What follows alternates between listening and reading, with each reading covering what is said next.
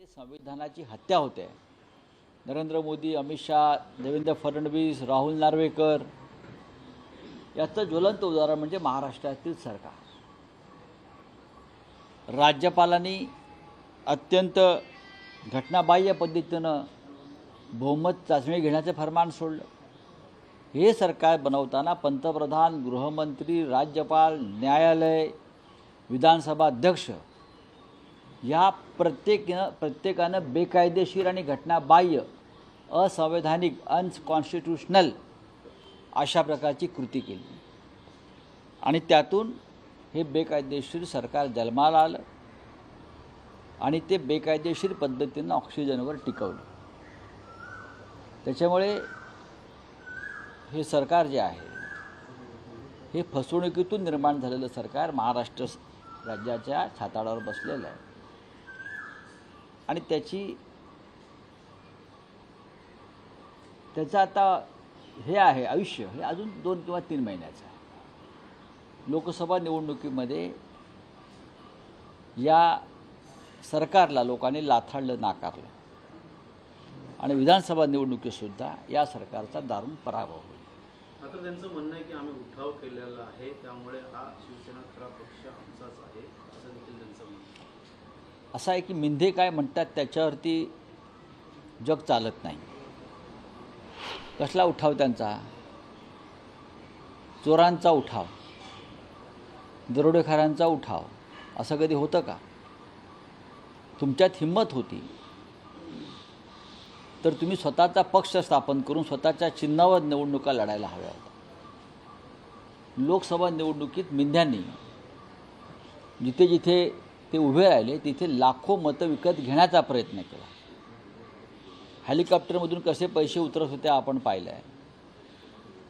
मिंधे मुख्यमंत्री अनेक मतदारसंघात 4-4 दिवस जाऊन हॉटेलच्या रूममध्ये बसून कसे पैसे वाटत होते हे आपण पाहिलं आहे. त्याच्यामुळे उठाव कसला? हा पैशांचा उठाव होता आणि हा बेईमानीचा उठाव होता. अनेक सवलती त्यांनी दिल्या आहेत अधिवेशनामध्ये, महिला असतील या बघा, सरकारी जनतेच्या पैशानं लोकांना भुलवण्याचा आणि मतं विकत घेण्याचा प्रयत्न आहे.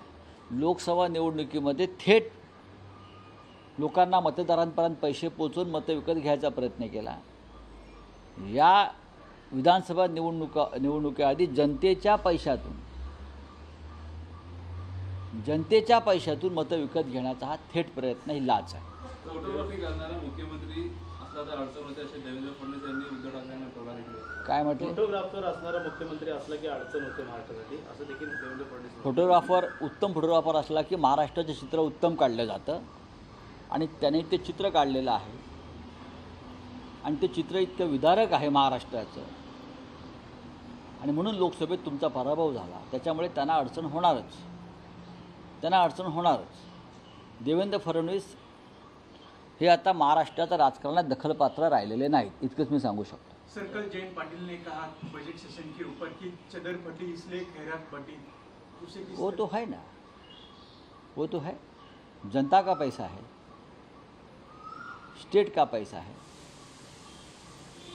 चुनाव के मद्देनज़र, चुनाव विधानसभा का, आप अभी से खैरात बांट रहे हो चुनाव के लिए.